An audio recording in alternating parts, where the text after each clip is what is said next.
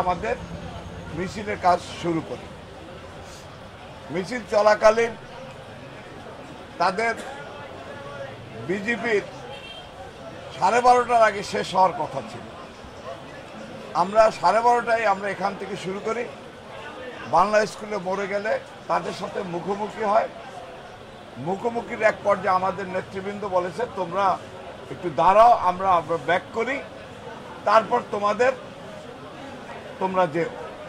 সেই কথাকে উপেক্ষা করে তার পরবর্তীতে কে বা কারা ঢিল ছড়ে, এই ঢিলকে কেন্দ্র করে এই গণ্ডগোলটা উৎপত্তি সৃষ্টি হয়।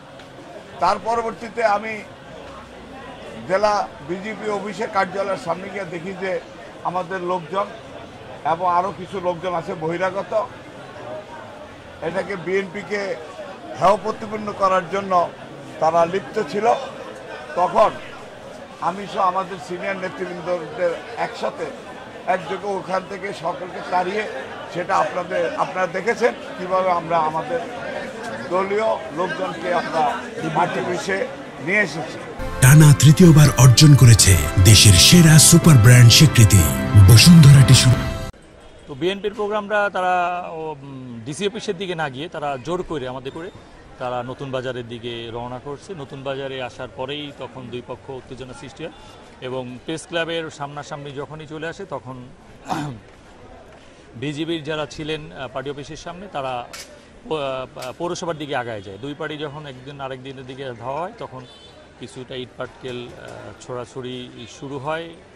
তখন পরিস্থিতি কিছুটা নিয়ন্ত্রণের বাইরে চলে গিয়েছিল, যদিও বিএনপির তখন মিছিলের প্রোগ্রামে লোকজন অনেক ছিল, প্রচুর পরিমাণ লোক ছিল। তাদের পাল্টা ধাওয়ায় বিজেপির লোকজন তাদের পার্টি অফিস ছেড়ে অন্যদিকে চলে গেছিল।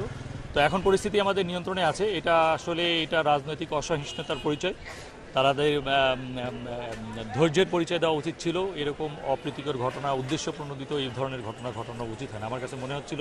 কারণ যেহেতু তাদের সকলেরই শিষ্টাচার সুলভ আচরণ করা উচিত, এই অনাকাঙ্ক্ষিত পরিস্থিতি সৃষ্টি করেছে। তো আমরা আইন শৃঙ্খলা রক্ষাকারী বাহিনীর পক্ষ থেকে কঠোর অবস্থানে রয়েছি। আমরা তাদের উভয় পক্ষকেই ডিসপাস করে দিয়েছি। এখন শান্তিপূর্ণ অবস্থা বিরাজ করছে, পরিস্থিতি নিয়ন্ত্রণে আছে। তবে যারা আইন ভঙ্গ করেছে বা আইনের অপব্যবহার করেছে বা বিশৃঙ্খল পরিস্থিতি সৃষ্টি করেছে, আমরা তদন্ত সাপেক্ষে তাদের বিরুদ্ধে আইনানুগ ব্যবস্থা গ্রহণ করব।